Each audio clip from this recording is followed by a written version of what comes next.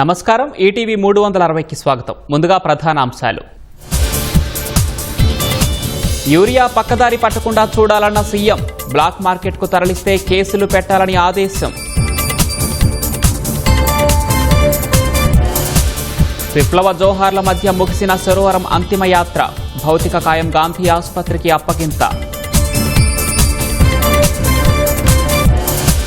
హైదరాబాద్ మేడిపల్లిలో గర్భవతి అయిన భార్యను చంపిన భర్త, శరీరాన్ని ముక్కలు చేసి మూసీలో పడేసిన కిరాతకుడు. నోయిడా వరకట్నం హత్య కేసు నిందితుడు పరారీకి యత్నం, పోలీసులు కాల్పులు జరపడంతో కాలికి బుల్లెట్ గాయం. ప్రజా సమస్యల పరిష్కారమే చట్టసభల ప్రథమ కర్తవ్యం, అఖిల భారత స్పీకర్ల సదస్సులో అమిత్ షా దిశానిర్దేశం.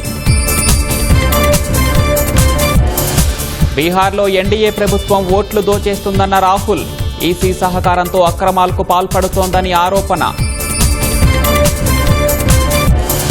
గగన్యాన్ మిషన్ దిశగా ఇస్రో మరో ముందడుగు, ఇంటిగ్రేటెడ్ ఎయిర్ డ్రాప్ టెస్ట్ 1 విజయవంతం.